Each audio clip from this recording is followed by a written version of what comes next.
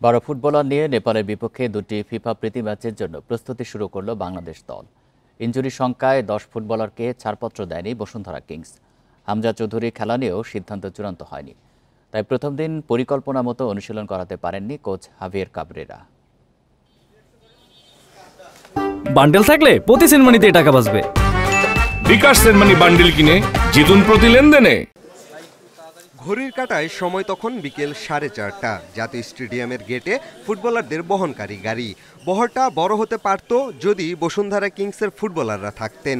Camp শুরুর 2 দিন পর জামাল সহ 12 ফুটবলার নিয়ে প্রথম দিনের অনুশীলন।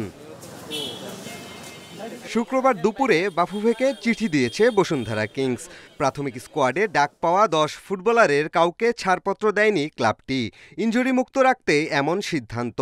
অনূর্ধ্ব 23 দলের বাহরাইন সফরে 3 ফুটবলারকে ছাড়লেও কিউবা মিচেলকে ছাড়েনি বসুন্ধরা কিংস।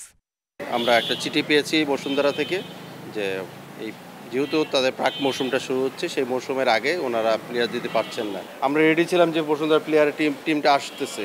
তো যখন শুনতে পারলাম, চিঠি পেলাম, তখন না আসলে জানছি। এখন আমাদের বোর্ড এটা সিদ্ধান্ত নেবে কি করবে, নেক্সট পদক্ষেপটা কি হবে।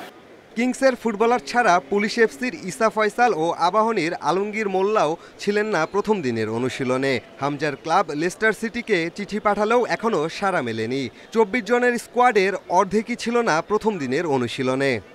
সবাই আমরা একত্রিত আছি এবং এটা ট্রেনিংয়ের আছে, হয়তো কিছু একটা সলিউশন তো নিশ্চয়ই হবে, যেটাতে আমরাও চিন্তা করছি যে ওদেরকে না পেলেও আমরা অন্যান্য যারা আপকামিং যারা প্লেয়াররা আছে তাদেরকে নিয়ে ট্রেনিংটা করব।